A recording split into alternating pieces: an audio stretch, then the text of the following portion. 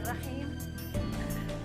السيد المهندس علي اليوحى الأمين العام ممثل راعي الندوة، معالي الشيخ سلمان صباح السالم لحمود الصباح، وزير الإعلام وزير الدولة لشؤون الشباب، رئيس المجلس الوطني للثقافة والفنون والآداب، السيدات والسادة العلماء والباحثين المشاركين في الندوة، الحضور الكريم، أهلا وسهلا فيكم.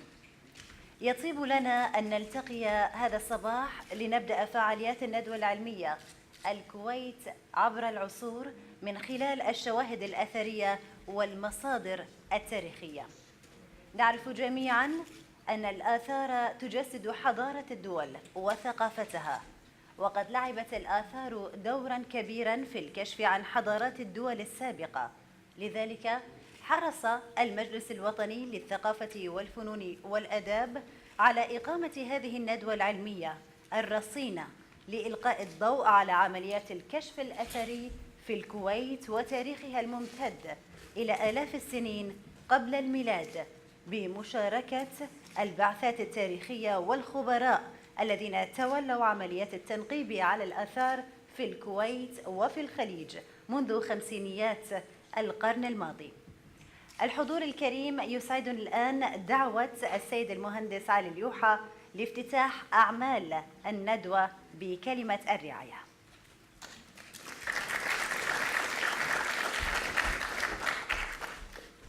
الأخوة والأخوات، الحضور، الضيوف الكرام، أحييكم جميعا أجمل تحية وأرحب بكم أفضل الترحيب نيابة عن راعي الحفل معالي وزير الإعلام ووزير الدولة لشؤون الشباب ورئيس المجلس الوطني للثقافة والفنون والآداب الشيخ سلمان الصباح سلمان الحمود الصباح.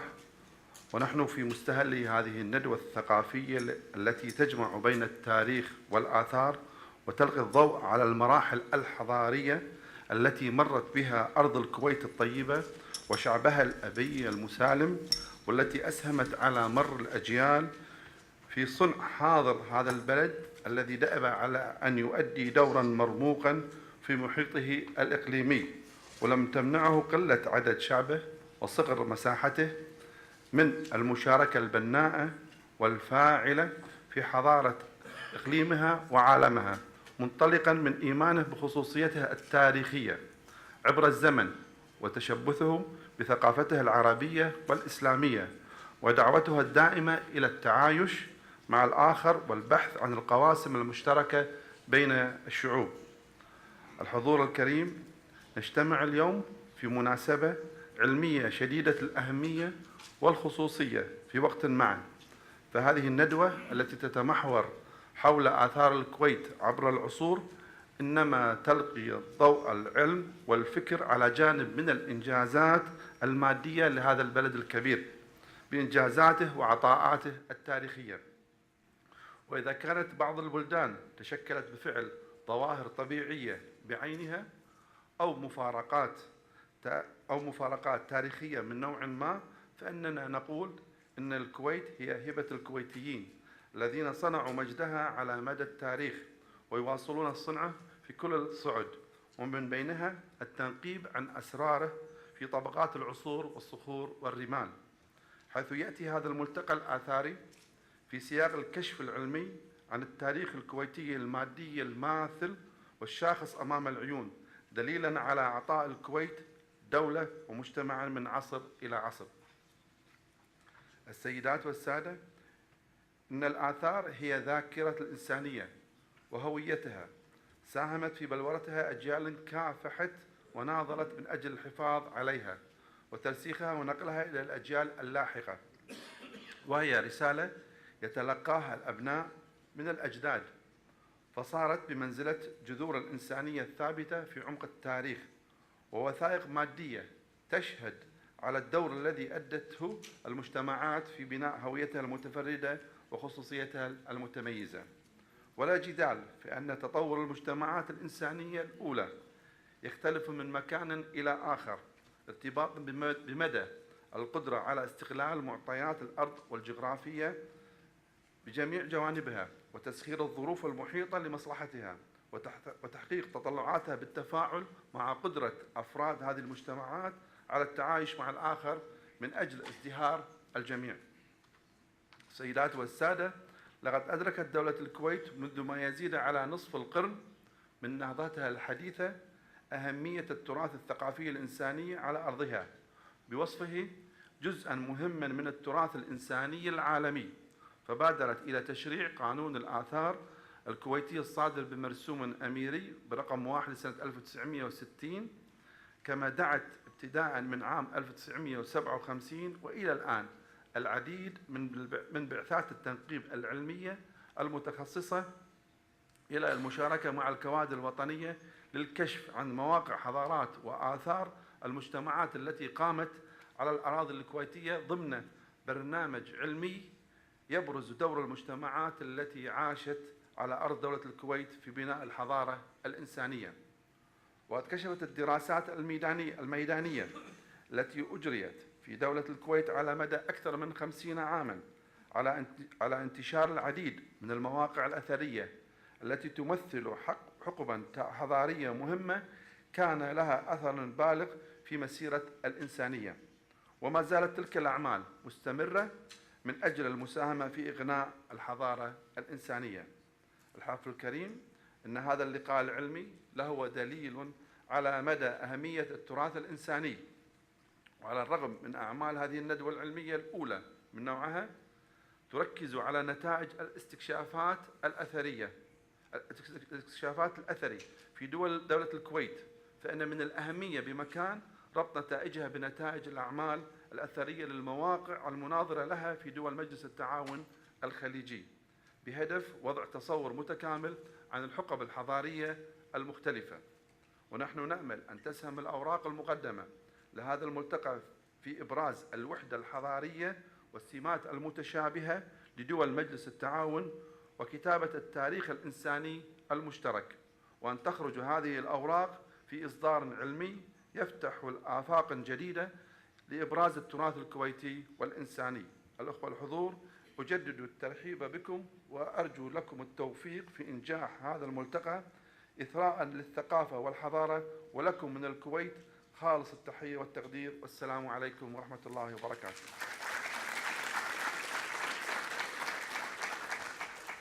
الحضور الكريم، تؤكد الشواهد التاريخية على أن لدولة الكويت موقعاً استراتيجياً هاماً على رأس الخليج العربي، مما اعتبرها الخبراء جسراً يربط المراكز الحضارية الشمالية بالمراكز الحضارية الجنوبية، وكانت مقراً لسكن الإنسان منذ العصر الحجري. الآن أيها الحضور الكريم، يسعدني دعوة أحد الخبراء الذين ارتبط اسمه بالاكتشافات الأثرية في الكويت منذ البدايات، وهو الدكتور دريك جون كينيت، رئيس البعثة البريطانية من جامعة دورهام. Ladies and gentlemen, distinguished guests, normally I would start by saying what a great honor it is to be asked to give an introductory talk at a seminar such as this, but in this case I have to say it's tinged by a hint of sadness.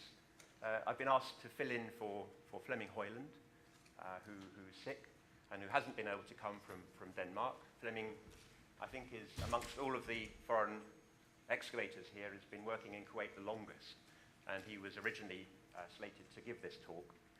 So I've spoken to him, and he's sent his very best wishes for the seminar and asked me to convey that to you. I'll do my best to fill in for him.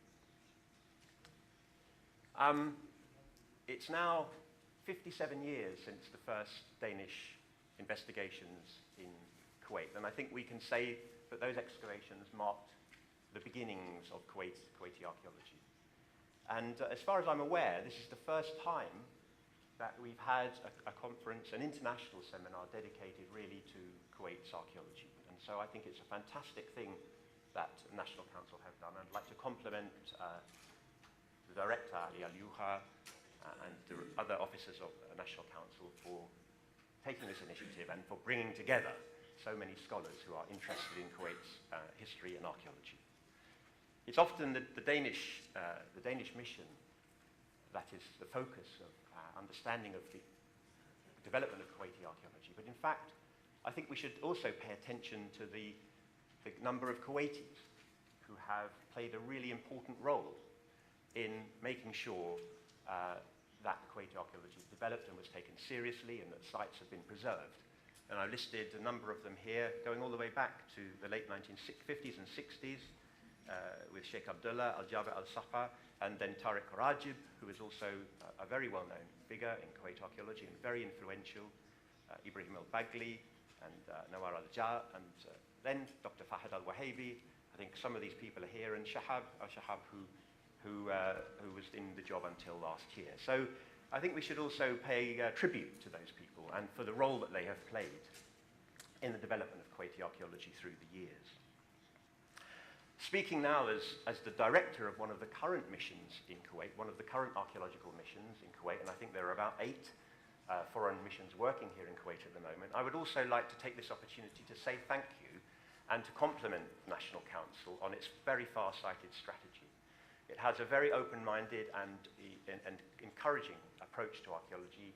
It spends a lot of its resources and time in inviting good quality excavations coming in, has its own officers who are working with the foreign teams, and this is an excellent strategy and has been very productive in making sure that Kuwaiti archaeology is properly recorded, properly advanced, and is being done at the highest technical level. So I know that Ali Hussein Al-Yuha is here. He just welcomed us. I'd like to say thank you to him and to all of his senior officers and the rest of the National Council members who we work with. Some of them now have become very good friends. I'd like to say best wishes as well to Shahab and to Sultan and to Hamid on their promotions last year in their new jobs, and wish them the very best. And I'd like to compliment and say congratulations to Sultan on just having recently completed his PhD as well. I'd like to take this moment personally as well to pay a particular tribute to Shahab. Many of you, most of you, probably all of you know Shahab. Shahab was 12 years in the job as director, and I think we should all pay tribute to the achievements that he was able to make during those 12 years. And a man of enormous energy and dedication and commitment to Kuwaiti archaeology, a man who seems capable of getting things done in sometimes very difficult circumstances. He's become a great friend to many of us, and I think just a moment to say and mark on the remarkable achievements, actually, of his 12 years in office. And I wish Sultan the very best in following him in that role. Yes.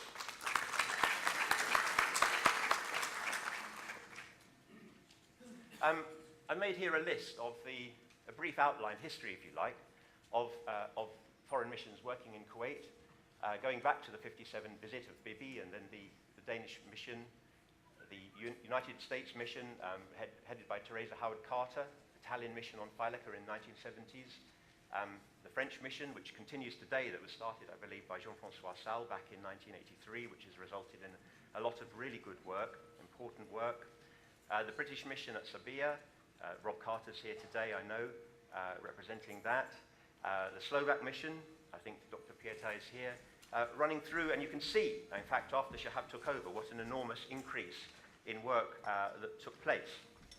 And running through now to numerous missions and initiatives that have been taken recently, up until the application to UNESCO last year for a formal position for the Bronze Age sites on Failaka as a UNESCO World Heritage Site. So that's a really fantastic initiative, and it's a really impressive list of work that's ongoing, and it's beginning to show really excellent results. We're starting now to begin to get a much better understanding of the full picture of Kuwaiti archaeology. It used to be that practically the only sites in Kuwait that were known were those on Failaka. Now, with work going on by the Polish team in the Sabia area, the work that the British and Polish teams have done in the Sabia area, the work at Nemel by Dr. Fahad Al-Wahabi, and Akaz by Jacqueline Gachet, and other work that's going on, is starting to give us a much fuller picture of Kuwaiti archaeology. That's moving away from simply a focus on Failaka. And it's becoming clear now that there's a real wealth of archaeological evidence across Kuwait, and it's really now, I hope, time that the National Council can start to create a proper database of the archaeological sites so that we can have a clearer understanding of them. It's a really fantastic achievement. Some of the recent discoveries that these teams have made are really significant. They're not significant only to Kuwait and to Kuwait's history, which of course is really important, but they're significant beyond Kuwait as well. Kuwait's a country that has been connected, historically connected to regions, other regions in the area. I'm thinking now of some examples here, the Bahra and H3 sites, the Ubaid sites at Sabia. Now some of the most significant and important Ubaid sites that we have anywhere, and giving us, especially Bahra, one of the largest Ubaid sites known, giving us some really important information. Information that will be important to scholars working in Syria and Iraq and across the Middle East. The Ur 3 layers on Failaka, that used to be thought, the Failaka colony that used to be thought of being as a Dilmun colony. The work of the Danish team has now shown that there's an Ur 3 level underneath that. That's of significance to Mesopotamian archaeologists and to the whole chronology of the early Mesopotamian sequence. The Al-Qidr site on Failaka, we're beginning to make us understand that the Bronze Age presence on Failaka was in fact much broader than we ever realized. The Polish team and its work on the burial mounds, I've just been speaking to Lukasz in fact, this whole series of burial mounds that no one suspected existed. A lot of them were found by Sultan, and the Polish team have worked on those. They're telling us again that there was a much broader perspective to be taken on Kuwaiti archaeology and the development of burial traditions in this part of the world. The Kadhimur and Mughera work, again, many of them discoveries of Sultan, very important early Islamic presence here in Kuwait that perhaps wasn't suspected before. The second church on Failaka Island, on the obviously Nestorian monastery in Failaka Island by the French team, is again a discovery of international significance. And the 9th, 10th century presence that we're beginning to discover out in the Wadi al-Batin are also sites of international significance. So it's not just a focus on Kuwait. The work being done here is going to have scholarly academic significance way beyond Kuwait's frontiers. This slide here presents some of, I know the National Council have been producing a number of books. Some of them are popular books aimed at the general public, aimed at informing the general Kuwaiti public about its own archaeology. Some of them are academic, such as the ones I presented here. And you can see that this strategy now of inviting foreign teams in and collaborating is starting to bear fruit. These books, most of them are published over the last 3 or 4 years, and going back to Sultan's work in 2005. And I think we can hope to see many more such quality books coming out over the next few years. I think the pressure is now on the Polish team, who are the next ones, the next in the list to produce, and then it won't be very much longer before the British team that I direct will be expected to produce a good quality monograph like this. And with the support of the National Council, I'm sure that that will happen, and I'm sure that these books will go around the world, into libraries around the world, and will make people aware of the importance of Kuwaiti archaeology. This slide here just summarizes some of the periods that we know about in Kuwait, 5 or 6 major periods of Kuwaiti archaeology there, and some of the key sites. Many of them, as I've said, are of international significance. That's an interesting table, but I think it's more interesting if we look at it in a fuller perspective and break it down, and we can see the red lines there indicate periods about which we still have practically no evidence at all in Kuwait. And it's a very strange feature of Kuwaiti archaeology that where there are certain periods which seem to be very well represented in the archaeological record, the ones in black, and there are other very long periods about which we have very little or sometimes even no evidence at all. There may be some dispute about that amongst my academic colleagues, but on the whole, I think the general trend is true. And it's a question we need to ask ourselves as academics. Why is this? Is this a feature of Kuwaiti archaeology? Is it a feature of life in Kuwait? Or is it something to do with our approach to archaeology? Are we missing some elements in the archaeological record? And these are questions, I think, that are very important and that we still need to address. So there's still a lot more work to be done, in fact, before we have a full understanding of Kuwaiti archaeology. As I said earlier, Kuwaiti archaeology is not only about Kuwait. Kuwait is linked in to the whole region. It's linked into Syria, the Near East and Iraq from the north. It's linked into the archaeology of the rest of the Gulf and to the Indian Ocean through maritime trade, and it's linked into Arabia through pilgrimage and trade across the peninsula. And so results that are generated here have academic significance way beyond Kuwait's borders. So what about the future? This seminar is an excellent chance, I think, that National Council have organised to bring together, I think, for the first time, all of the teams working here in Kuwait and to give us a chance to talk. I haven't myself ever met the director of the French mission, and I hardly know the director of the Polish mission, so this will be an excellent chance for us to talk about our work and to take forward our understanding of Kuwaiti archaeology. It's also important to communicate to the Kuwaiti public, and it's great to see a media presence here and a lot of interest. There are lots of Kuwaitis, we live in Jahra while we're working, lots of Kuwaitis who aren't even aware of the fact that they have an archaeological heritage here in this country, something that needs to be taken forward. And the National Council have an excellent strategy of publishing popular books, which they're doing at the moment, to make sure that the Kuwaiti public become more aware of their own heritage. It's also important to make sure that the research that's done here is made available to the wider academic community. And the publications are the most important aspect of that, but also organising perhaps seminars abroad. We could have a Kuwaiti session at the Seminar for Arabian Studies at the British Museum in London, which we organise every year. I know the Polish team organised a session in Poland last year. We need more such seminars abroad to make sure that people are aware of the importance of Kuwaiti archaeology. It's also obviously important that rapid and good quality publications come out of the work that we're doing. I think all of the foreign teams owe that to National Council to make sure that they do a good quality work. And I think we also need to point out there's going to be the need for future collaborations to push forward the work that's being done and to make sure that we make the most of the fantastic heritage of this country. So I'll round up now. I know that the General Secretary is here. It's not all work. One of the fantastic aspects of the collaborations here is it's generated some real friendships, and I have to say that having been involved in Kuwaiti archaeology now since 1988, I have some very good friends here, and I'm sure that that's true of all of the foreign teams. So there's another aspect. We work very hard together, but we also generate very good friendships, and I think it's an excellent series of collaborations. So thank you very much, and I hope you will have an excellent seminar.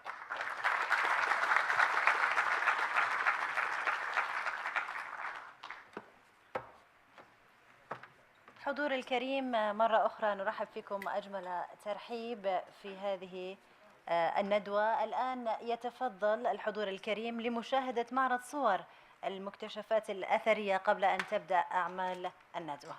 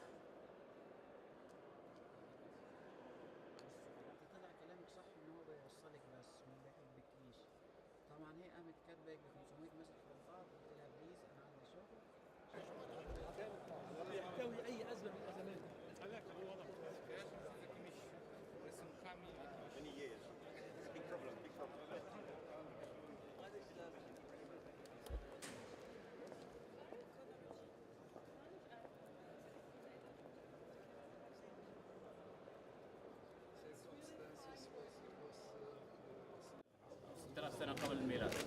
هذا من موقع بحر واحد. الموقع الآخر تفضلوا معي هو موقع الجثري اللي عمل فيها البروفيسور روبرت كارتر، وديها القاط الألقار واستخدموا القار. هذا نموذج آخر.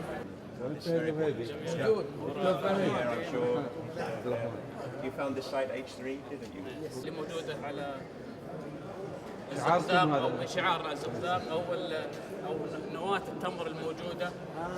الحروف هذه موجودة زخرفة عبيدية من 1007 قبل الميلاد، تمثل بعد في مواقع مهمة في منطقة الصبية وأهمها المدافع. الآن قصر حد 4000 متر في منطقة الصبية، بنيت بالحجارة الموجودة في منطقة الصبية. أشكال عندنا أكثر من نماذج الاشكال الدائري والبيضاوي والمقبب وذا الجدار الدائري والمستطيل، هذه كلها مدافن في منطقه الصبيه. الحفيد في الامارات سميت انها اول مره اكتشفوا حضاره الحفيد في الامارات، لكن تمثل وجودها في منطقه الصبيه في مدفن، وهذه اكتشاف هذه الجره ونماذج المدافن بيضاويه ومقببه. كتبت اساميهم بالخط المسند الجنوبي وهي من الاكتشافات المهمه. هذه صوره اخرى للمعبد الحضاره الهندستيه، هذه صوره اخرى للاعمده والتاج والخيله الموجوده في الحضاره الهندستيه في جزيره فيرت. نرحب فيكم مرة ثانية، وراح نبتدي أولى الجلسات العلمية اللي هي من ضمن المحور الأول، العصور الحجرية وبداية الإستيطان على أرض دولة الكويت. طبعا اليوم في عندنا في هذه الجلسة ثلاثة من المشاركين: بروفيسور بويتر بولينسكي رئيس البعثة البولندية في دولة الكويت من 2007، دكتور روب كارتر رئيس البعثة الكويتية البريطانية في H3 في منطقة الصبية من 99 لغاية 2002، والأستاذ علي مديلوي من سلطنة عمان. الدكتور علي مديلوي من سلطنة عمان. أنا ما راح أقدم طبعا السي في لكل شخص موجود في الكتيب، ولكن راح نبتدي في المحاضرات، ونحاول نوفر من الوقت حتى نعطي المجال للباحث أنه يطرح وجهة نظره في ورقته. كل باحث 20 دقيقة، ورجاء الالتزام في الوقت. بعد 3 أوراق العمل سوف نفتح مجال النقاش. You have the floor, Professor. Ladies and gentlemen, dear colleagues, I should state first of all that I feel deeply honored by invitation to take part in this conference, not mentioning how we are feeling grateful to National Council for being invited to Kuwait in a way to join our future with your past. We started here in 2007, by searching, surveying the stone tumuli graves on Asabia Desert. At the end of the 2008 season, Dr. Sultan Duweish proposed us to have a look on some sites he spotted and registered, where he found potsherds of painted Obeid ware. This was exactly the place. Okay. Here you see the part of Asabia Desert which is called Bahra, and it's near the sea coast, but in fact those sites spotted by Dr. Duweish are now 7 kilometers away from the shore, and in the past they were, let's say, 3 kilometers from the coastline, as the water table in the Gulf was much higher than now. Those two sites were registered under code names SBH 35 and SBH 38, and they are within a fenced territory. You can see here a green rectangle showing,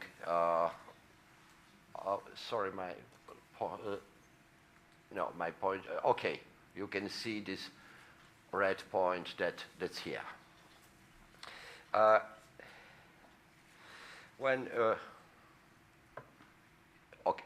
Here you see the contour map of the area, and these black rectangles are the first sectors we started to investigate.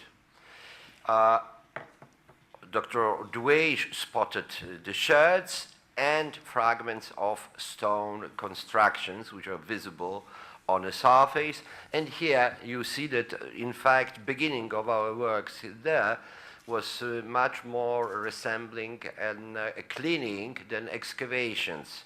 It means we were brushing the surface to get the tops of the walls.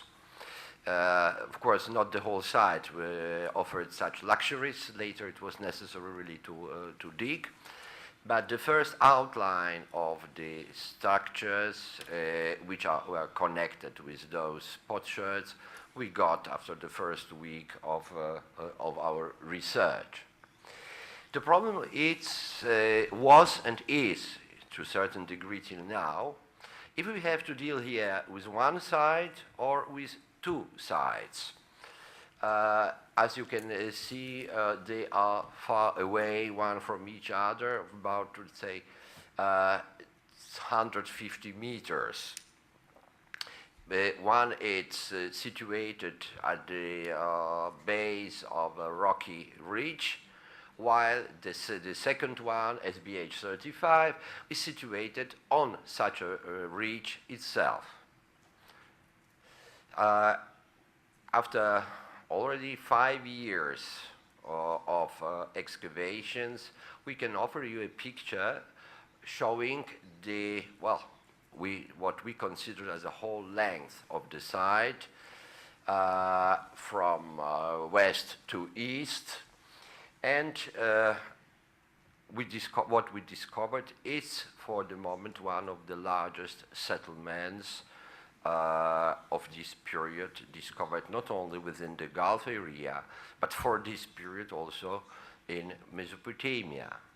These Obsidian painted shirts pointing out the relations connecting inhabitants of this settlement with southern Mesopotamia are also showing that in Iraq itself, nobody discovered and uncovered such a large surface of a settlement representing this period. What I can say you here, on the right, it means on the western part of this, on the eastern part of the site, you have fragments of the walls, which are, as you see, not forming exact rectangular structures. In the middle, 3 trenches showing fragments of rectangular structures, and here to the left, you can see a quite compact block of structures of different sorts. So we call it the western part, the central and the eastern part of the settlement. The settlement, if we agree that it's still one settlement, it's 190 meters long and about 70 meters wide. That is really quite a big surface for the end of the 7th, beginning of the 6th millennium before Christian era. The first object we started to clean properly and to excavate got the name of House 1. It was for us a surprise. What you are seeing here is a picture taken from the kite. It's showing a rectangular building measuring approximately 12 by 8 meters and composed in its latest stage of 16 rooms. Some of them are bigger, some of them are really small cubicles, but it's quite a complicated structure. In fact, I think that maybe for, let's say, picture of development of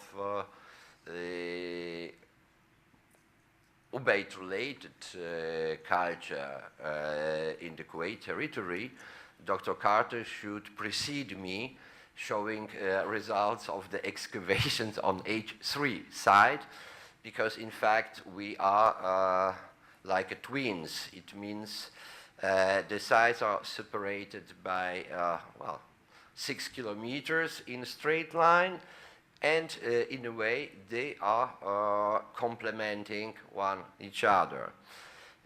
I'm mentioning here the achievements of Dr. Carter's and Dr. Crawford excavations, because that was the first surprise. On H3, they discovered a rather sub-rounded structure, while here we have to deal with rectangular. But it's not generally that they are rectangular, the structures itself and all components, the rooms, but the fact that we have to deal here with a building of tripartite plan. So-called tripartite plans appeared for the first time in late Neolithic culture of Samarra in southern Iraq at the beginning of the 7th or even at the 8th millennium BC, and became an integral part of Ubaid culture. One of, let's say, of the benchmarks of the Ubaid cultures everywhere where its influence we can read. And here it was the first time south of Mesopotamia when remains of such structures were found for this period. As you can see here, that's not only the problem that we have the rectangular structure, but we have stone paved rooms, and this house, which is occupying central position in the settlement, was existing for quite a long time, what's confirmed by 4 consecutive phases of its repairing, rebuilding, and remodeling.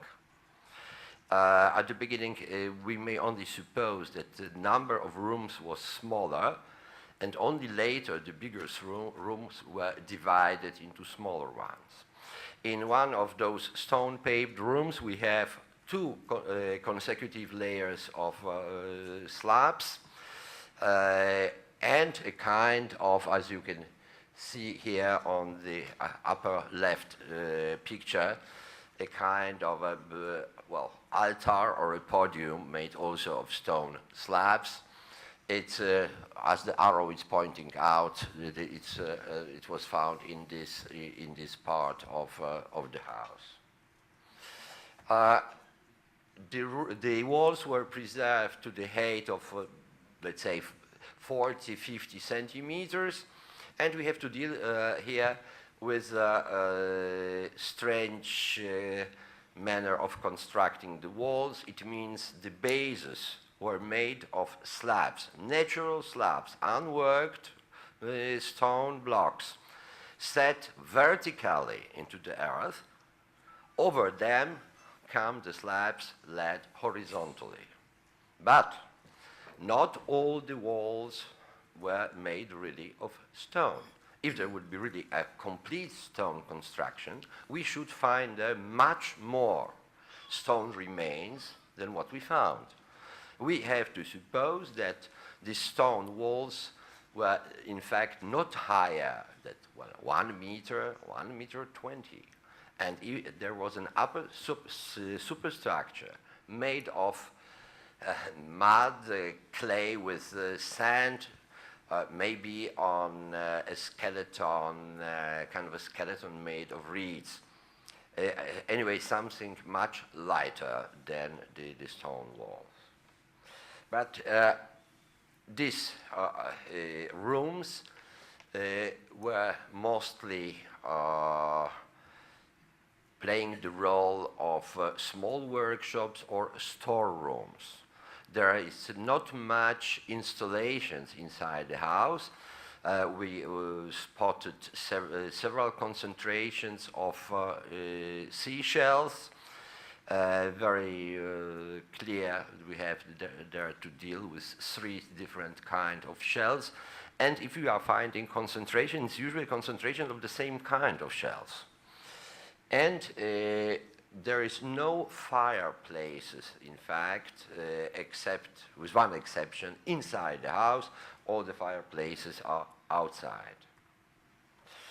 I'm showing here these analogies for tripartite plan. And at the bottom you see this typical house for H3 with rounded angles. But you see here the structures not only which were discovered in Iraq, in Mesopotamia, but also one which is slightly later than our structures from Oman, where at the period, well, it would be Obeid IV or even maybe beginning of Uruk, we have the whole village, but composed of similar structures. I will be coming back to this idea, but I wanted to say what it means tripartite building and why it's so characteristic. Besides the house one, we found a very strange, well, I'm not sure I should say structure, because it's empty space. Finding empty space in archaeology is something arousing suspicions. But that's the fact. We have a rectangle, 10 by 6 meters, where we found nearly nothing. If you can imagine, inside a village, you have a space which is bordered by stone walls, and even no debris, no rubbish, clean. Well, I can say that inhabitants were using aspirator to clean it, but let's say it was something strange. We do not know how to interpret it. It's too big to be a room, but to be a courtyard. It must be a courtyard for special purposes, because there is no remains, nothing which was thrown away, no rubbish, no remains of human activity. The only interesting building which is bordering this space is a small square building, really small, as you see by the scale in upper left corner, and then you see two small rooms with several big installation inside. These rooms are too small to live in, too small, in fact, to work in, and we do not know what are really its relation to this open space. I mentioned already the installations and telling that they are outside the houses.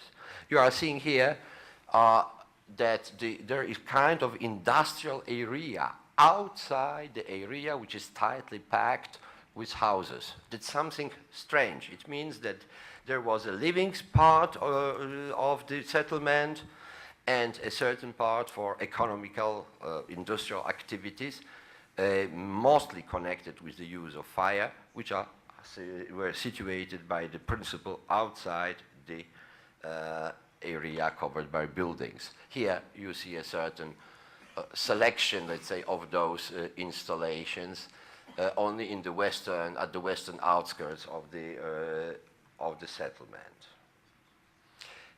This part covered by rectangular buildings, it's evidently different from the one at the eastern edge of the settlement, the former sector SBH 35, when you see first that we have curvilinear structures using stone, the blocks, the rocks, as a part of the construction, and in fact we see outline of an oval courtyard, coral, we cannot say what.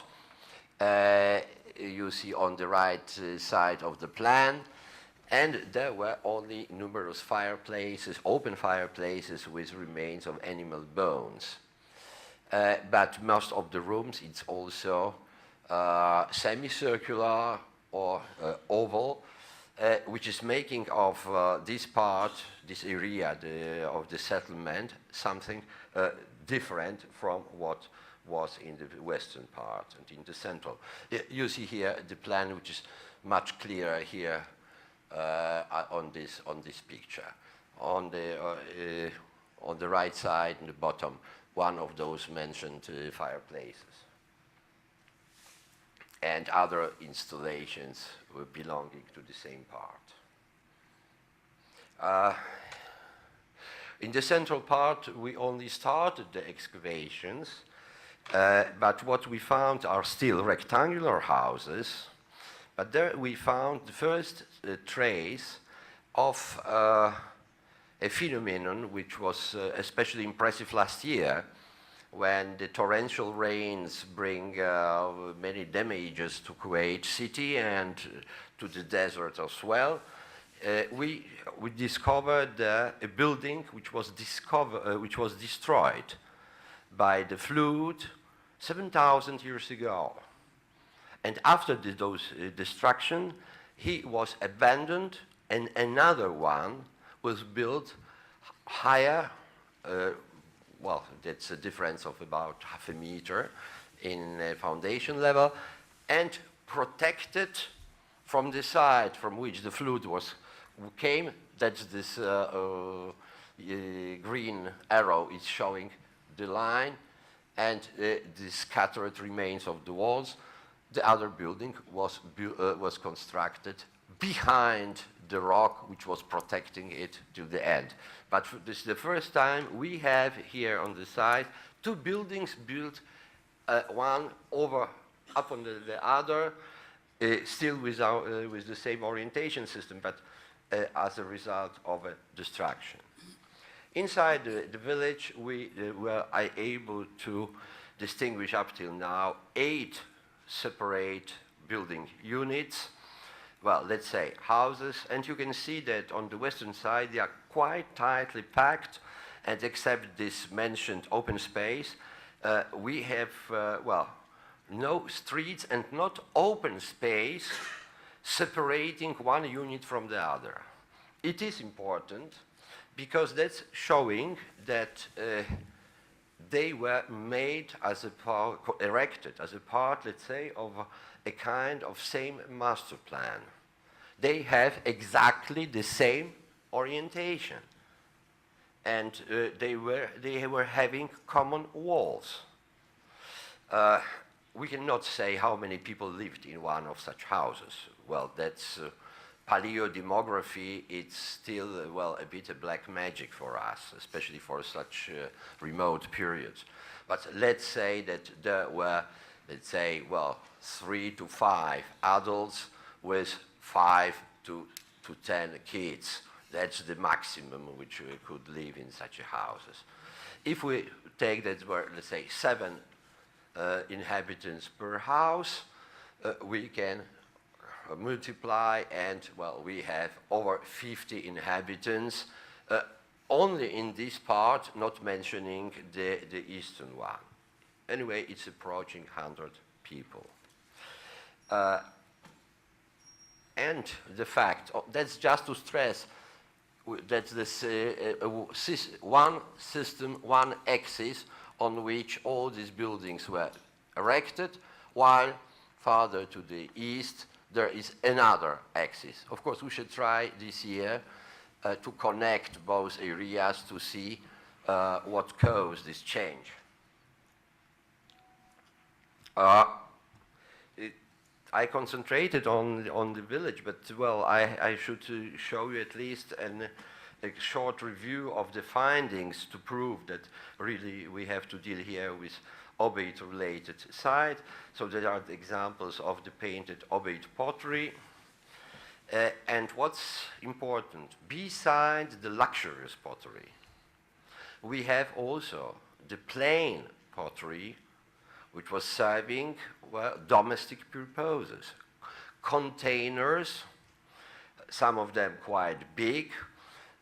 You see here a fragment of such a container. Well, it should belong to a kind of a jar which could contain up to 20 liters of well, grain, water, well, that I cannot say. It means that it's not only luxurious, that's everyday use pottery as well. It means that inhabitants had certain needs caused by economical background, different than so-called Middle Neolithic inhabitants, which I'm using the name used for, and it will be appearing here in other papers. it means so-called local population using red, coarse pottery, mostly cooking ware, or anyway, some small wares. Why I'm stressing this difference? Well, it was also quite visible on H3 side, but here, so-called Obeid period pottery is clearly prevailing. It's over 60%. And it was made in Mesopotamia and transported here, most probably by sea. Of course, we cannot exclude that this, let's say, 200 kilometers separating, for example, the southernmost side of Eridu from Bahrawan. Well, that was a kind of a caravan, but, well, sea road seems to be most probable. We had here, most probably, two communities living or sharing the same village, or a so-called local community adopting Mesopotamian culture, not imitating it because they were using imports, but maybe for still unknown reasons they achieved a certain degree of development, especially economic development, which caused that they were interested in adopting way of life of their neighbors from the north. You should realize that Sabia is a desert. Of course, in the 6th millennium, it was rather savanna than a desert. We are finding bones of animals, but not in a quantities which will be enabling us to present here a precise diet of these people. The water was coming from, it seems, a wadi, a subterranean wadi. It means that we can say that they were living in strange conditions, worse than the neighbors from H3. The reasons why this site was erected, why it survived for over, as we are calculating, 150 years, it's absolutely unknown. It means that we are mobilized to continue our excavations and to try in the future some more light on the history of some of the oldest settlements in Kuwait territory. Thank you.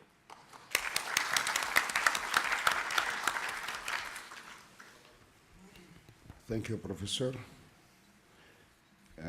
Okay. شكرا دكتور بلينسكي على هذه ورقة العمل المقتضبة والمهمة جدا في مستوطنة بحر واحد. أنا نسيت أنوه في البداية، وهذه للأمانة، أن أول من اكتشف مواقع حضارة العبيد هو الدكتور فهد الوهيبي، موجود في سنة 86. وكان بالصدفة أنه كان في طالب كويتي يدرس الماجستير في جيولوجيا منطقة الصبية، ودكتور فهد كان عنده جيب مكسر، وأنا ابتلشت ركبت وياه في هذا الجيب، وأول من عثر على موقع لحضارة العبيد في منطقة الصبية دكتور فهد الوهيبي، ورتب لقاء وحملة استكشافية مع جامعة لندن، وروب كارتر كان الفيلد دايركتور. هذا الحكي من 86، وندين بالفضل لعمل الدكتور فهد الوهيبي في ذاك الوقت، اللي بدأ يعمل جاهدا في إعادة كتابة الحضارات التي قامت على أرض دولة الكويت. الآن طبعا الدكتور روب كارتر راح يتكلم عن الريادة في البحر والتعددية الثقافية في الكويت من الألف السادس إلى الألف الخامس قبل الميلاد. وروب كارتر كان طبعا رئيس البعثة البريطانية في موقع H3، أو يسميه الدكتور فهد الوهيبي هللة 3، هذا الاسم القديم، أو ما هو معروف باسم جزيرة الطبيج. تفضل. Okay, good morning everybody. It's a great honor to be here. So first of all, I'd like to extend my thanks to Ali Al-Yoha and the National Council, and to Shahab, Sultan Dawish, Fahad Al-Wahabi, who first invited the British team, to Kuwait.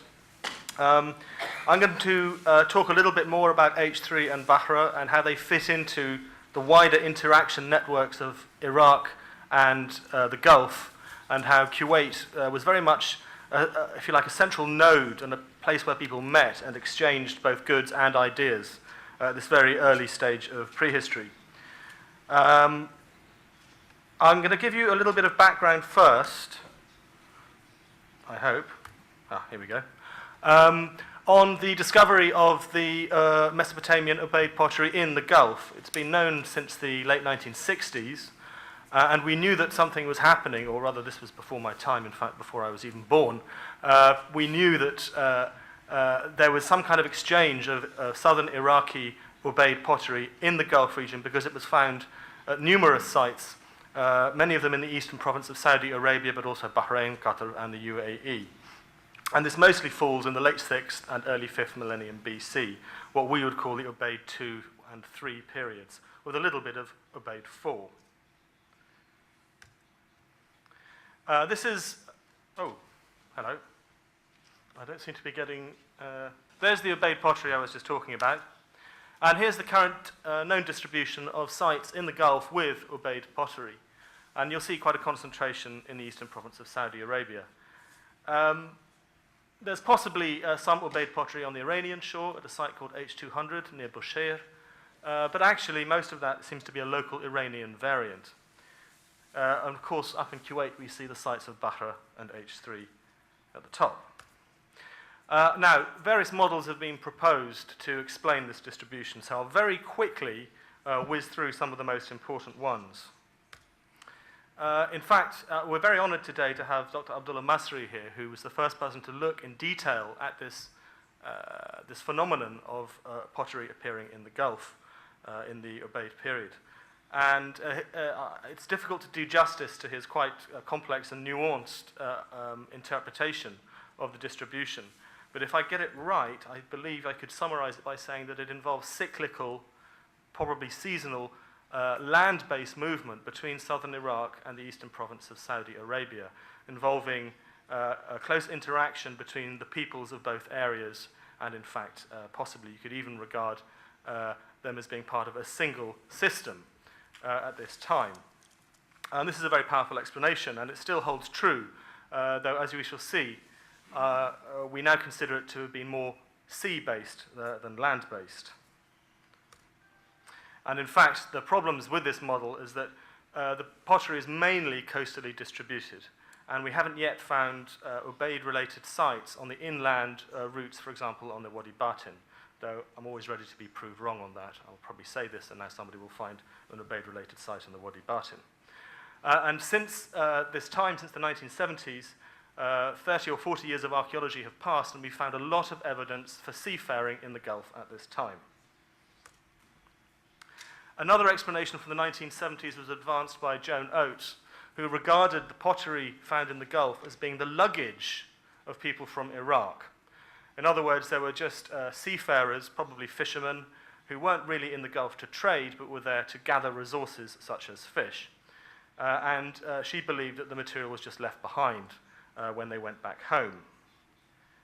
This doesn't really work, actually, this explanation, because when you look at the functional profile of the pottery assemblages, that is to say, what kind of pots are found, you discover that nearly all of them are open forms. They are bowls and cups.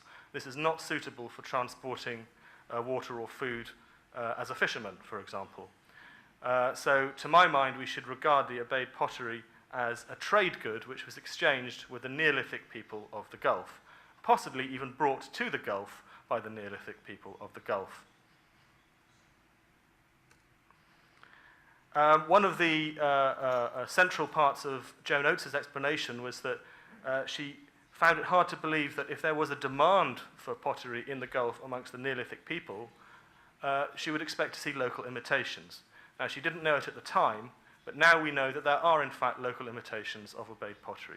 They're found at Dalma in the UAE, and they're found at Marawa in the UAE, And now, apparently, that it is also found at Dossaria in the local coarse redware. So this is some plaster imitations of Ubaid pottery from Dalma, very crude. And you can see it's broadly similar to Ubaid 4 pottery, though it could also be imitating Ubaid 3 pottery. The third major explanation from the early years, if you like, was by Piesinger. And she actually had an argument quite similar to Abdullah Masri's, except she believed that it was mediated by sea, and she gave a greater agency, a greater role to the people of the Gulf. But it was not very deeply theorized, this argument. She didn't argue it in great detail, and didn't really explain the motivation of the people from the Gulf, why they would go to Iraq to take this pottery. So now we'll have a little bit of a quick look at the evidence from Kuwait. Fortunately, you've already had a very good explanation of what has been found at Bahra. This is a map of the sites. They're very close to each other, 6 or 7 kilometers apart. Bahra was perhaps 1.5 to 2 kilometers from the sea at the time, and H3 would have actually been a coastal site. Both of them are very rich in Mesopotamian Ubaid pottery. Broadly speaking, at both sites, I think it's true to say that the fundamental material culture is, in fact, Arabian Neolithic, however.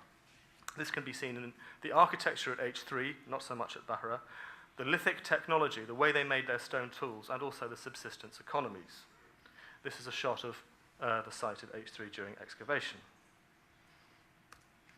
So you get a lot of very typical Neolithic, Arabian Neolithic artifacts, such as these arrowheads, which of course are used for hunting.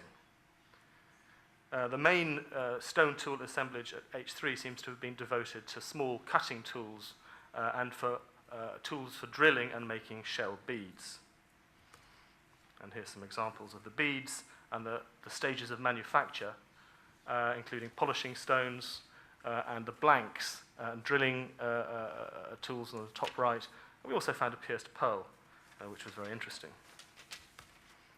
Incidentally, this is not only found in Kuwait, this is also found in Saudi Arabia at Dossaria, a very similar technology for making these very nice orange and white beads from spondylus shell. And a lot of pearls were found there as well. So the Mesopotamian contacts at H3 are mostly shown by the Ubaid pottery, and the same is true at Bahra. And here's an example of some of the bowls that are found, as well as a smaller number of storage jars, small storage jars. Portable jars, you could call them. And again, here's the assemblage at Bahra from the Polish publication. There seem to be more larger vessels at Bahra, interestingly, but we will only know for sure when we've finally compared the assemblages in detail. Now, this is if you like, the point of my talk. The central argument that I'm going to make today is one of the most interesting things that we find at the Kuwaiti site, but not so much elsewhere, is markers of Mesopotamian Ubaid personal identity. Now that means opens a whole new range of possibilities when you're talking about interaction. You're not just talking about the exchange of goods, but the exchange of ideas, styles, and perhaps genetics. So perhaps people intermarrying or emulating, we don't know precisely. But what we see is these nail-shaped and plug-shaped objects, which we think are mainly facial ornaments. They go through the ears, they go through the cheeks, they go through the nose. And this is a very, very characteristically Iraqi and Syrian and actually Western Iranian form of personal ornamentation. They're often referred to as labrettes because they think they went through the bottom lip, from the Latin word for lip. But in fact, I think they tended to go through the ears a lot of the time. And on the right-hand side, you have a slightly earlier models from central Iraq showing plug-shaped objects in various parts of the face. And I think that's probably what we're looking at. And we get these quite commonly at H3 and Bahra. And here's some Mesopotamian examples of the kind of nail-shaped ones on the right, and the spool, the labrette-shaped ones from Uwaili, Ras Al Amir with some from Kuwait at the bottom. One of the reasons they're called labrettes is because a burial from Iran showed one sitting on the chin, but actually there's another one down by the pelvis. So I think probably it was two, and it was probably in the ears, but this is only a guess. They seem to come in pairs. There are also some very mysterious objects at both sites, H3 and Bahra, which you can only really describe as symbolic because they seem to have no practical purpose that we can understand, including these ice cream cone-shaped clay cones. Very interestingly, the one at Bahra looks as though it was made of local clay. I haven't seen it in person, but it looks that way. Whereas the one on the right from H3 was made from Iraqi material.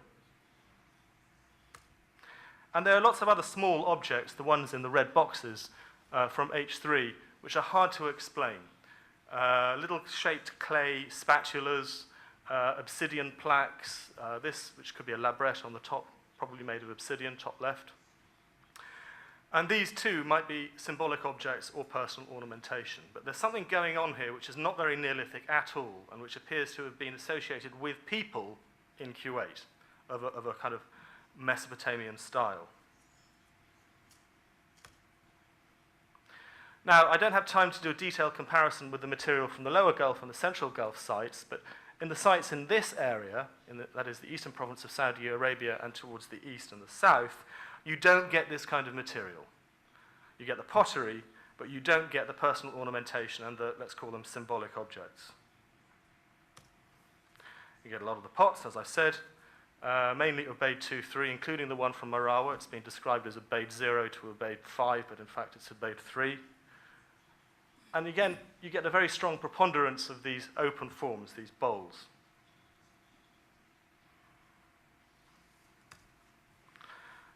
The only thing I could find, in fact, in any of the sites in the central and lower Gulf, which was, if you like, an Ubaid object that was not a pot, was a small obsidian object from Dossaria. There's also part of a grinder from Dossaria. I couldn't get a slide of that, unfortunately, but Dr. Abdullah will remember it, I'm sure. And you do get these little clay discs, which are made of broken pottery for the most part. And I'm not sure if they could be considered as anything other than maybe net weights, but possibly there's something to do with Mesopotamia, I'm not sure. You get them in Kuwait, in Qatar and in Kuwait as well, and Dossaria. Interestingly, there was also part of a boat model at Dossaria, which I don't have a slide of, it hasn't been published yet. So I'll have a very quick look at the architecture. Fortunately, Dr. Bielinski has already talked about the architecture at Bahra, so I don't need to go into much detail. And I have to say, when I first heard that there was this rectangular architecture at Bahra and that it might be Mesopotamian style, I was very skeptical, but I'm starting to change my mind a bit now, having seen more of it. First of all, we'll look at typical Neolithic architecture of the Gulf and Arabia. Very often it's just fire pits. This is a site in Qatar. No walls at all. This is Dossaria, very little evident in the way of architecture, shell middens, but very little surviving in the way of walling or structure, if anything. In fact, this is the only structures that have been identified at Dossaria in the recent excavations. There's a couple of hearths and a rather mysterious object very close to the surface, and these pieces of impressed plaster, which may be parts of huts or something, we're not really sure. There's a post hole building known from the Ubaid-related site at Dalma in Abu Dhabi Emirate. And there is actually some bigger walled architecture at Marawa 11, also in Abu Dhabi, including this very nice, well-built chamber, which seems to have two phases within it. And there's probably a lot more surrounding this particular building. Otherwise, we're dealing with isolated hut structures, for example, at Lisk 2 in Oman, which is not a very well-dated site, but it seems to be Neolithic. And as far away as Yemen, you're getting similar Neolithic-style architecture of isolated chambers and walls, looking more like a huge campsite rather than a village, a nucleated village with well-built structures. And here's some typical examples of these kind of chambered buildings at Wadi Thayila, which you see at the Neolithic sites in the eastern part of Arabia as well. This is actually what it looked like at H3 when we finished excavating. There's the cellular complex in the middle with a larger building on the outside, and probably a lot more which we never excavated. There you go, there's the plan. Very much sort of ad hoc architecture, possibly hut foundations which are then added to and subdivided, and cells added, and chambers changed their use as well as time went on. And when you look at Bahra, you see this much more rectangular, or orthogonal, to use a technical term, form of architecture. Now, is it possible to see an Ubaid tripartite house in that? You could look at this for weeks, and I'm sure that Professor Bielenski has, seeing different forms of tripartite buildings in it at different angles. And it must be very, very difficult to disentangle this kind of architecture when the stratigraphy is not very clear. I don't envy you at all. It's a very difficult job. But I'm starting to think that actually maybe there is a sign of tripartite architecture in there.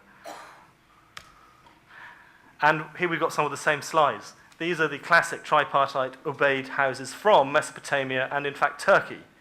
Al-Abada, Madhur, and the Yemen Tepe. And you'll see, I don't really need to point it out, you can see why we call it tripartite. 3 parts. In fact, Madhur, the one top right, is the one that most clearly shows it. I do wonder if excavation at Bahra continues, whether it'll eventually end up looking like the Yemen Tepe or Abada, in fact, with a big complex. This is what we think those houses might have looked like at Madhur. Now, whether they would have reached 2 stories, we don't know, but perhaps we have at least Mesopotamian influence in the kind of architecture which does appear to be different from the architecture at H3, at least to start with. Then, if you like, it gets a little bit more complicated as chambers are added and subdivided. But I do wonder if maybe somebody is attempting to build a Mesopotamian Ubaid-style house, or let's just call it structure, when they first settled at Bahra. There's Abada again, showing the kind of complex that will be interesting to see if we get at Bahra. Okay, so last of all, I'm going to finish by looking at the means of interaction. So I mentioned boat remains, and we were very lucky at H3 to find a boat model, a little clay disc found by Sultan Dawish, which seems to show a boat with a two-footed mast. And these pieces of bitumen, which seem to be impressed with reeds on one side and barnacles on the other, which we think was the coating of a reed bundle boat. Oh. Here we go. And we had some pieces with rope impressions as well. And no one really sort of disputes that these pieces of bitumen probably were part of a boat. And I've been waiting for people to argue with me about it, but no one does. And in fact, we know this kind of boat very well from the Bronze Age and later. And here is a construction from Oman that I'm sure the Omanis will recognize, of a 5-meter model of a Bronze Age version. They then built a 13-meter version as well. And I think that if we could try to imagine the Neolithic and Ubaid seafarers in the Gulf in the 6th and 5th millennium, we should be thinking of the kind of vessel you can see on the left. Maybe a little bit bigger, who knows? They're certainly seaworthy. The last thing I would say about the boats, the second to last thing I'll say about the boats is the Gulf then spread all the way to the Mesopotamian sites in southern Iraq. So people were not going up the rivers, they were going through open sea and then marshlands to get to the Ubaid settlements in the south of Iraq at this time. This is a reconstruction based on Jenny Pornell's work, about 5000 BC. And interestingly, it seems that boat models are very common in the Ubaid world as they are in the Gulf. We have none earlier than the Ubaid period, and then when we get to the Ubaid period, we get models in Syria, in Iraq, Kuwait, and now Dosariya. All of these are boat models of the Ubaid period from the Gulf or from Iraq. So I think we have a privileging of water transport. They've really got to grips with how to build and use boats both in the waterways and the marshes and in the sea. So to conclude, I think that H3 and Bahra, judging from the pottery, are likely to be contemporary. Again, we'll have to see how the study goes to get the final results. So they are very much, as you say, like twins or counterparts. Maybe we have an inland encampment and a coastal encampment. And the thing about H3 and Bahra is that they show closer connections with Mesopotamia than the other sites lower down in the Gulf, including these markers of personal identity, indicating some kind of, at very least, close communication between people and possibly some kind of admixture. And of course, I've already talked about the symbolic objects of basically unknown function. These materials are absent from the lower Gulf and the central Gulf, and I think we can talk about intercultural or multicultural relationships happening in Kuwait at this very early stage. Now, this shouldn't really surprise us because Kuwait has always been a meeting place of the Gulf and the Indian Ocean and Iraq, Syria. Kuwait was a great seafaring nation, and it was very famous for its boat building right up to the middle of the 20th century. And I think when we see the seafarers of Kuwait from up to the middle of the 20th century, they have antecedents, they have predecessors going all the way back to the Neolithic. It's partly because of its location, but also because of the ingenuity in its people of using the sea in order to bring together people from different regions. So to summarize, this is my last slide, we have, I think, a very well-developed maritime trading network between Iraq and the Central Gulf, and H3 and Bahra are kind of village-scale way stations between the two. Certainly H3 would be as a coastal site, and Bahra could be its inland counterpart. And they would have been trading in pottery, shell jewellery, and possibly pearls. And then the pottery goes on and is distributed further into the Gulf through local networks, going inland to a certain degree in the eastern province of Saudi Arabia, but elsewhere really only staying on the coast. I think it was valued as a high-status good by the local Neolithic inhabitants of the Gulf. It's difficult to break this into sort of simple networks. I think we have many, many different little trading networks and circuits throughout the Gulf, which is why I've covered this slide with all of these little arrows. I mean, you could make 1,000 arrows or you could make one. It's difficult to divide it in any other way.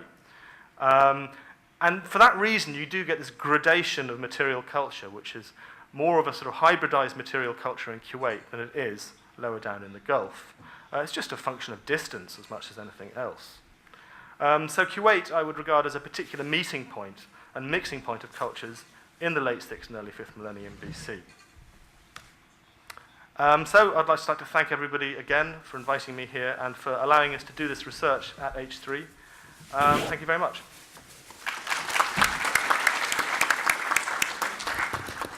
شكرا روب. الآن المحاضر الأخير الدكتور علي مديلوي من سلطنة عمان، وعنوان الورقة موقع رأس الحمراء في مسقط ورهاسات التواصل الحضاري المبكر مع مراكز الحضارات المجاورة. تفضل. بسم الله الرحمن الرحيم، والصلاة والسلام على رسول الأمين سيدنا محمد وعلى آله وصحبه أجمعين.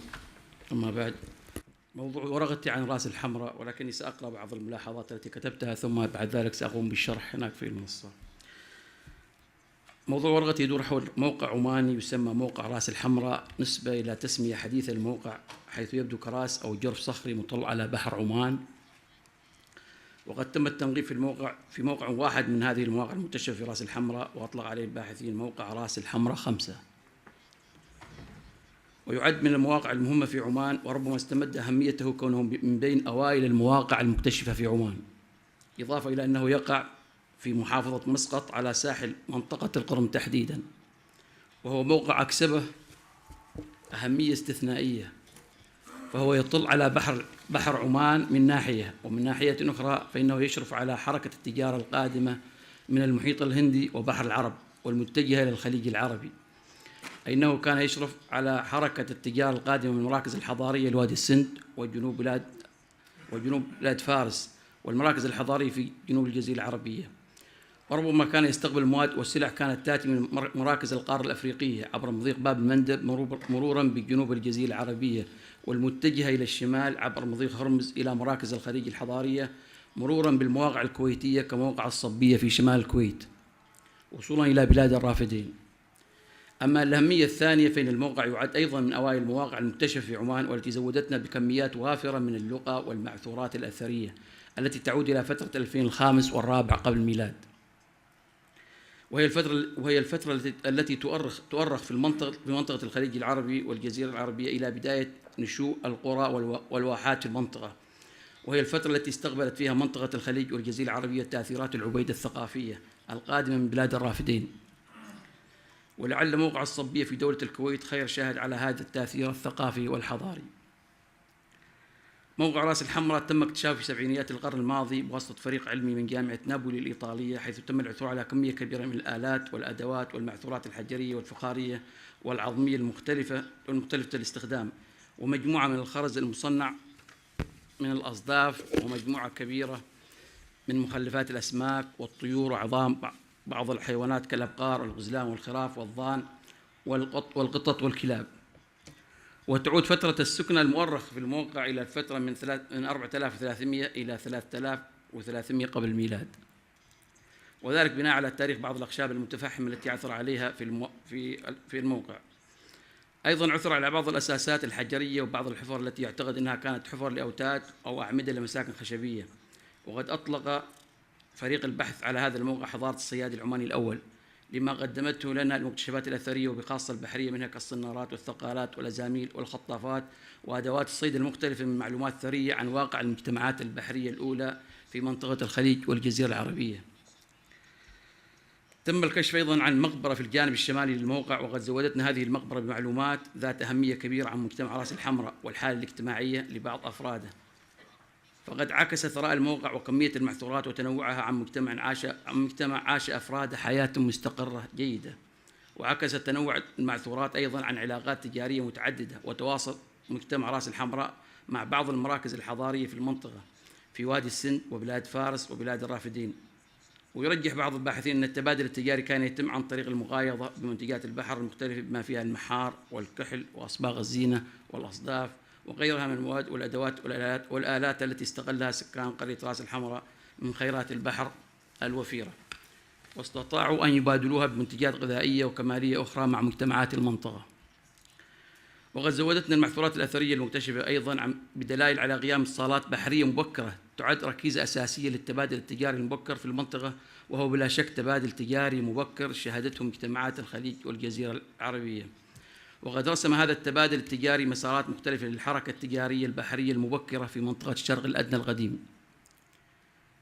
إن المعلومات الأثرية المهمة التي قدمها موقع راس الحمراء 5 للباحثين تعد الحقائق الأولى للمجتمعات البحرية المبكرة في منطقة الخليج والجزيرة العربية. فقد شهدت المنطقة خلال فترة 2005 والرابع قبل الميلاد إرهاصات الحركة التجارية التي اجتاحت مدنيات الشرق الأدنى القديم. وقد ساهمت المواقع الخليجية كموقع راس الحمراء 5 وخور الملح والبندر الجديد في سلطنة عمان، ومواقع الحمرية والزهرة والدلمة في دولة الإمارات العربية المتحدة، ومواقع عين غناص والدوسرية وأبو خميس والرفيعة في المملكة العربية السعودية، ومواقع الخور ودعسة وبيرزركيت في دولة قطر، وموقعي بربار والمرخ في مملكة البحرين، وموقع الصبية في دولة الكويت في تفعيل هذه الخطوط التجارية المبكرة في المنطقة. وقد قدم الموقع دلائل آثارية مهمة لعلم الآثار في منطقة الخليج والجزيرة العربية، فقد عثر على إناء فخاري يعود تاريخه إلى 3400 قبل الميلاد، ويعد من بين أقدم الآنية الفخارية التي تم العثور عليها في عمان. وقد تم استيراده من بلاد فارس، ووجد به بقايا من مادة القار التي ربما كانت تستخدم لسد الشقوق في أبدان القوارب والسفن. وقد تم استيراد مادة القار من منطقة هيت بوسط العراق أو بوسط بلاد الرافدين، وذلك بعد إجراء الدراسات والتحاليل الكيميائية عليها. أيضا من الدلائل الآثارية المهمة لموقع راس الحمراء الكشف عن بذور لنبات الذرة البيضاء في أحد بيوت الموقع، وقد أثارت هذه البذور دهشة علماء الآثار، فحتى ذلك التاريخ لم تكن الذرة قد خرجت من قارة أفريقيا موطنها الأصلي. فقد عرفت الذرة لأول مرة في موطنها في إثيوبيا والسودان، ولم تعرف في بلاد الرافدين إلا في منتصف الألف الثالث قبل الميلاد. ونرجح مساهمة المراكز الحضارية الخليجية في نقل هذه المعرفة إلى بلاد الرافدين، وهذا يعني بطبيعة الحال ربما مسارا تجاريا ربط بين الجزيرة العربية وقارة أفريقيا خلال الألف الخامس والرابع قبل الميلاد. وقد فتح هذا الاكتشاف المجال واسعا للتفسيرات والتاويلات الآثارية، وهو بلا شك يقدم أقدم الأدلة الأثرية لتاريخ التواصل التجاري بين الجزيرة العربية والقارة الأفريقية. أما على صعيد الحياة الاجتماعية فقد أمدتنا المعثورات المكتشفة في المدافن بمعلومات غاية في الأهمية عن طريق الطقوس عن طرق وطقوس الدفن المتبعة في المجتمع. فقد كان سكان المجتمع يدفنون موتاهم في حفر بيضاوية وشبه بيضاوية، وكان الميت يوضع على أحد جانبيه بوضع القرفصاء ووجهه إلى ناحية البحر والذراعان مرفوعان إلى أعلى، وفي بعض الحالات كان يمسك بصدفة تغطي الوجه، وفي حالات أخرى كان يمسك بالصدفة في يده. وكان الميت يدفن مع أغراضه الشخصية كالقلايد والأساور والأغراض المصنوعة من الحجر والأصداف، وهو إشارة إلى الاعتقاد بحياة ثانية يعيشها الميت، وهو فكر ديني متقدم وجد عند المجتمعات القديمة منذ بواكير الحياة البدائية. أيضا أشارت الدراسات التي أجريت على بعض المدافن والمعثورات التي تم الكشف عنها بأن مراسم الدفن كان يتبعها حريق كما تقتضي ربما هذه المراسم والطقوس الدينية. فقد لوحظ آثار لحريق ونشاط مكثف عند المقبرة. أيضا تشير الدراسات الآثارية بأن مجتمع رأس الحمراء 5 تكونت لديهم بعض المعتقدات الخاصة لنوع معين من السلاحف الخضراء، وقد عثر بكثرة على عظام السلاحف في مدافن رأس الحمراء 5. وقد عثر على رؤوس سلاحف خضراء مع الميت وبجوار أثاثه الجنايزي.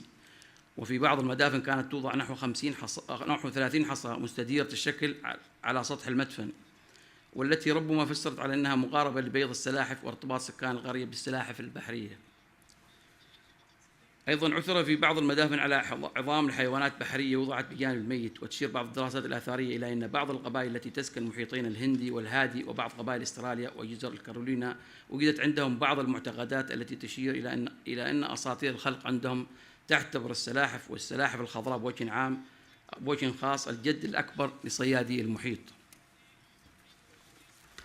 وقد سبق مجتمع رأس الحمراء 5 هذه الأقوام بهذه المعتقدات منذ أزمنة مبكرة.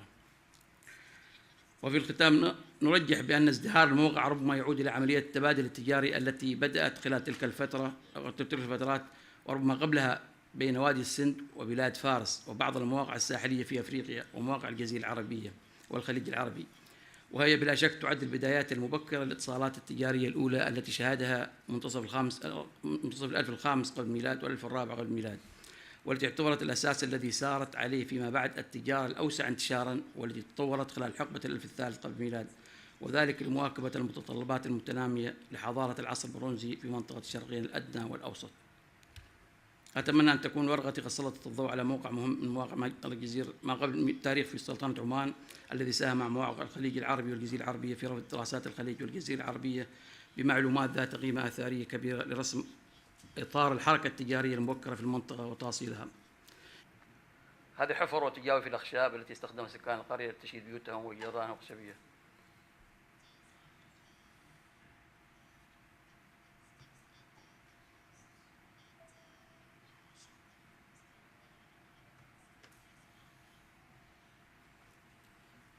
شيخ ما كيف يشتغل زي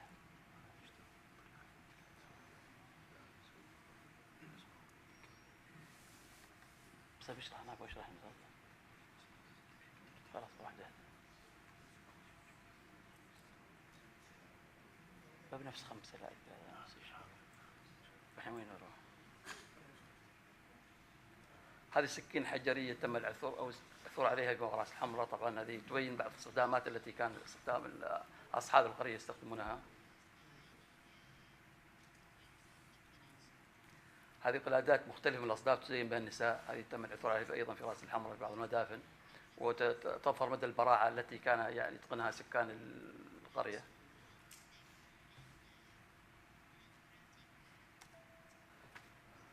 هذه صورة هيكل عظمي لفتاة متوفية أثناء الولادة، حيث تبين هيكل جنينها لا يزال في رحمها، وبينما هيكل رضيعها على صدرها وتظهر غلاية على عنقها والحصاة فوق القروي فوق راسها. طبعا يبين الأسهم تبين هذه وين موضع الجنين، موضع الحصاة وموضع القلادة وموضع الرضيع.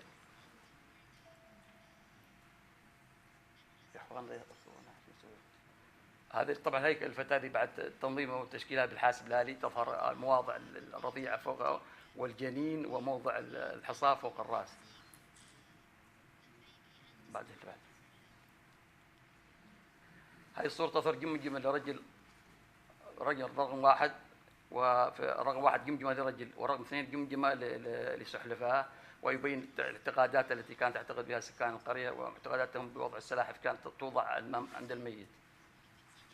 بعدها هذه صورة أيضا تظهر طقوس بعض طقوس سكان رأس الحمراء، حيث تبدو بعض الهياكل المكتشفة وقد غطيت بعض أجزائها بالحصى. اللي بعده هذه أسنان لأسباك الغرش استخدمها سكان موقع رأس الحمراء كسهام للصيد، والجانب الآخر من الصورة عبارة عن عمود فقري لرجل به أثر لضربة ربما كانت ضربة سهم من السهام التي استخدمت من هذه من سن القرش. هذا هو الإناء الفخاري المكتشف في رأس الحمراء يعود إلى 3400 قبل الميلاد، وفي بقايا القار أثبتت التحاليل أنه مستورد من بلاد فارس طبعا، والقار مستورد من بلاد الرافدين. هذه ثقالات شباك مختلفة الأشكال والأحجام عثر عليها في موقع راس الحمراء 5 6 هذه نعم 2005 والرابع قبل الميلاد لاستخدامات لهذه الشباك ثقالات الشباك. هذه قلادة تزين بها النساء مصنوعة من الأصداف وخرز الكويت عثر عليها في موقع راس الحمراء أيضا من ضمن المعثورات تعثر عليها في المدافن اللي بعده. وهذه السوار من الأصداف تتكون من 4 قطع عثر عليها في أحد مدافن موقع راس الحمراء. هذه حجر رحى كبير يظهر في الصورة مع الحصى الذي مكتشف في المدافن أيضا من ضمن الآثار ضمن المعثورات التي عثر عليها في المدافن اللي بعده. هيكل عظمي لفتاة عثر عليه في أحد المدافن تبدو وهي تلبس سوار في اليد وأغراط في الإذن، ما زالت الأغراط والقرط موجود والسوار في اليد. هذه تشكيل الفتاة أيضا ربما كذا رسم تخيل الفتاة كان زينتها كما تخيل أحد الباحثات الإيطاليات اللي بعده. هذا مخلفات عظمية الاثنين من أفراد المجتمع راس الحمراء تشير إلى مرض في العمود الفقري حيث يعتقد بأنه لم يكن بزعم الحركة دون مساعدة من الآخرين. والسلام عليكم ورحمة الله وبركاته.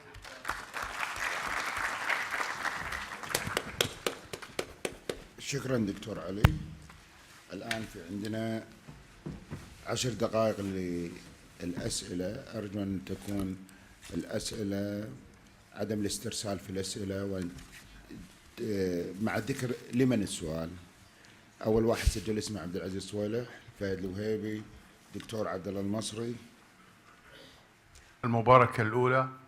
طبعا أنا أعتقد بأنه لابد أن نضع عنوان لهذه الجلسة، وهي جلسة تتعلق بحضارة العبيد في الخليج العربي حسب ما اتضح من خلال طروحات الأساتذة الأفاضل. الأمر الآخر الذي يطرح نفسه وهو يتعلق بفخار العبيد ومستوطنات العبيد في الكويت وفي المناطق الأخرى في الخليج العربي.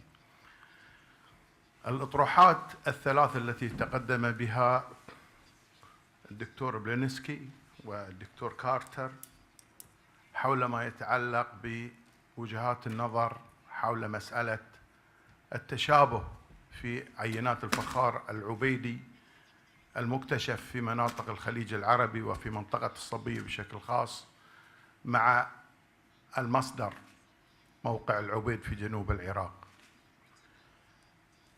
الآراء تتفق المطروحة حاليا بأن سبب التشابه هو هجرة من منطقة العبيد ونقل هذه الثقافة، ثقافة صناعة هذا النوع من الفخار إلى تلك المراكز. الرأي الآخر الذي طرح أيضا هو عملية التواصل والنقل البحري ونقل هذه المادة كسلعة تجارية. أنا أرى أمر آخر الحقيقة، وهي أننا نعلم بأن هناك تشابه ثقافي انتشر في هذه المنطقة. هذا التشابه الثقافي أنا شخصيا كباحث أرجعه إلى ثقافة عامة انتشرت في هذه المنطقة بسبب هجرة، والهجرات كثيرة جدا التي خرجت من شبه الجزيرة العربية واستوطنت هذا الساحل بما في جنوب العراق لما يتمتع به هذه المنطقة من إمكانيات العيش الوفيرة فيما يتعلق بوجود المياه العذبة والأراضي الصالحة للزراعة وأيضا مصادر الثروة البحرية المتعددة. فأنا أعتقد بأن هذا التشابه سببه هو الثقافة المشتركة لسكان هذه المنطقة وليس انتقال بشري أو تجارة، لأن هذه النوعية من الفخار عندما يتاجر بها لسكان عاشوا في هذه الفترة الزمنية، هل من المعقول أن تكون تجارة واستيراد أو تصدير أواني فخارية أو تصدير ثقافة انتشرت وعمت هذه المنطقة وتطور هذا الإنتاج الثقافي لهذا النوع من الفخار في كل مركز من هذه المراكز؟ أنا بحريني، وفي البحرين اكتشفنا طبعا في مواقع في منطقة في جنوب بلاد الجزائر في منطقة الموقع المرخ نماذج من هذا الفخار. طبعا هل هذا يعني أن سكان البحرين راحوا؟ صحيح أهل البحرين وأهل الخليج ركبوا البحر وساهموا في التواصل الثقافي والحضاري ما بين حضارات بلاد الرافدين وحضارات وادي السند، لكن هل من المعقول أن يتم التجارة في هذه النوعية من الفخار؟ التشابه ليس فقط في الأواني الفخارية، حتى في بعض الحلي، وأيضا بعض النماذج التي تسمى قضيب، هذا موجود أشكال ووجد منه في حفريات الصبية. طبعا هذا تساؤل فلربما يجيبني عليه الإخوان. الأمر الآخر وهو يتعلق بالبيوت السكنية التي تم اكتشافها والتنقيب فيها. تطرح سؤال أو أطرح سؤال: هل هناك من خلال هذه المجموعة من الوحدات السكنية هناك نظام أسري، هناك نظام يعني وحدة يعني نظام أسرة نشأ خلال هذه الحقبة الزمنية المبكرة من تاريخ المنطقة؟ وشكرا. شكرا. دكتور فهد. عندي سؤال مباشر واضح: هل عثرتوا على مادة برونزية، أي برونزيات في الموقع مالكم؟ واحد. هل عثرتوا على قبور؟ ما في. عظام بشرية في داخل ما في. سلطان الدويش أثر في الشمال من موقعكم على عدة قبور ودائرة موجودة هناك، هل لها علاقة في موقعكم ولا ما لها علاقة؟ هذا سؤالي بالنسبة لك. كارتر. my question. في الدوسرية أثروا على عظام الحمير والبقر، فلا نستبعد أن يكون هناك اتصال بري موجود ما بين المواقع في جنوب بلاد الرافدين ومواقع الدوسرية والصبية وغيرها في الفترات المتأخرة، خاصة في فترة العبيد الرابعة والخامسة. وشكرا. شكرا دكتور فهد. دكتور عبد الله. شكرا. I would rather address my colleagues in English for simplicity of transmitting the facts. I thank Dr. Carter for having purveyed the three different interpretations of the record of Ubaid incidents in the Arabian Peninsula. I think I've never ruled out any marine contact at all, but we are dealing here with two different aspects of interpretations. If you want to understand the confluence of the cultures of Arabia and Mesopotamia in those remote periods, you have to consider the ethnographic record as well as the historic record as well as the cuneiform records. We know for sure that the Arabian populations were in constant contact, either as raiders or as perhaps migrants who were not wanted at some time. Let's not forget what the Sumerians talked about, the black-headed people who from time to time came and devastated the grown lands, especially in the border areas of Mesopotamia to the Arabian desert. So when I posed that theory, I had full recognition of the paucity of the archaeological records. Today it could tell us something, tomorrow it could tell us something more. As evidently your finds in Kuwait, the respectable excavations in the two sites by yourself and Dr. Belinsky have shown, Kuwait Ubaid is a particularly distinct example. You and I understand border areas and the confluence of two border areas. Always you would see manifestations of more of the dominant culture, and there is no doubt among us that Mesopotamia in those remote times was the dominant culture as far as aspects of material culture are concerned. So you would see manifestations in the nearer borders to Mesopotamia rather than you would see for the farther south. So I see no conflict between what you have posited, that the marine contact was overwhelming in the coastal areas. But in the longer term, in the most important aspects, which Dr. Suhail, I thank him for having pointed that out, that the confluence of the demographic dynamics between the Arabian Peninsula and Mesopotamia never ceased from times immemorial. And don't ever belittle the evidence of the Neolithic populations of inner littoral Arabia, as we say, 100, 200, 300 kilometers inland. There is plenty of and we are yet to discover many of the missing links, especially in the Wadi system linking Central Arabia into southern Mesopotamia.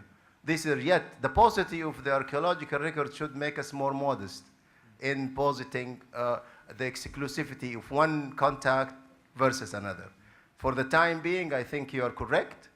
There is a maritime trading, but the more enduring cultural contact was definitely overland, as evidenced by the ethnographic record, by the historic record, by the cuneiform record of the times of the.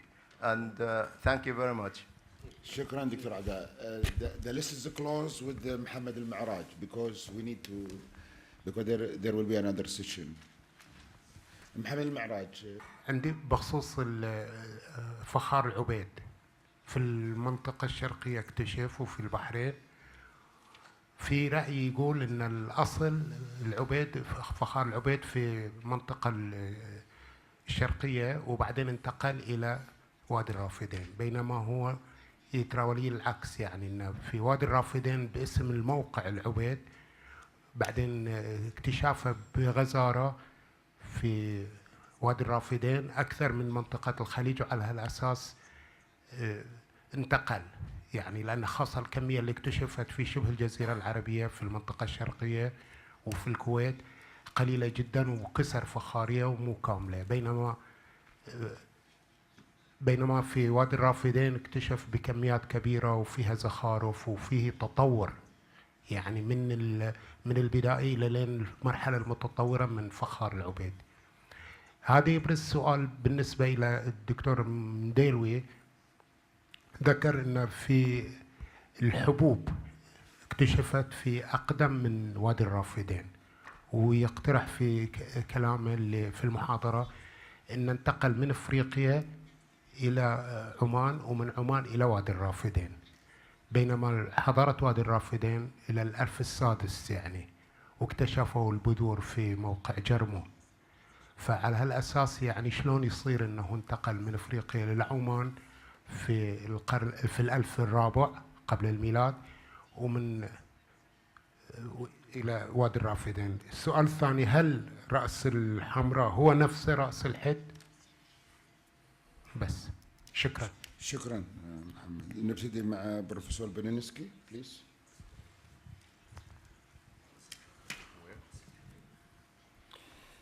Some of the questions, the answers we should share with Dr. Carter, well, I should try to answer at least my part. The problem, migration or no migration. What were the obedience here, or there was no obedience here on Kuwaiti soil? For the moment, judging by the presence, not only of pottery, but of those objects Dr. Carter mentioned, it means all these objects using to adorn for a special adornment. It means making constituting elements not of assuring existence, survival, but being confirmation of higher social status within, let's say, so-called obedient society. We still have no direct proof that they were obedience. The Obed culture spread out of southern Mesopotamia so far inland to the west, to the northwest, as Levantine coast. There was no migration. It was adoption of certain elements of the culture. And, well, tripartite houses, we are quarreling with Robert, it's another thing. But there are other elements which were so attractive for other populations, but other small communities, which were not underdeveloped. Because, for the moment, it's, let's say, from technological point of view, I cannot say if the obedience were so well developed. The Obeid pottery was, from my point of view, of much lower quality than the handmade halaf pottery of northern Syria and northern Mesopotamia. But it's clear, this culture had some attractive elements, and people were adopting it, but not through migration, but through acculturation. To which degree the population of Sabia, not using the modern term of Kuwait, was charmed through direct contact by this culture, it's exactly the matter of discussion. From my point of view, it's a bit too early to answer it directly. I would like, for example, to finish certain analysis of pottery from our side to see exactly by clay composition what were really imported and what could have been made, if not in Eridu or Ur, at least north of Sabia, but still here. I cannot say that if I answered your question, but the fact that some people are adopting certain solutions, we are sitting in a kind of amphitheater. It was a Roman invention.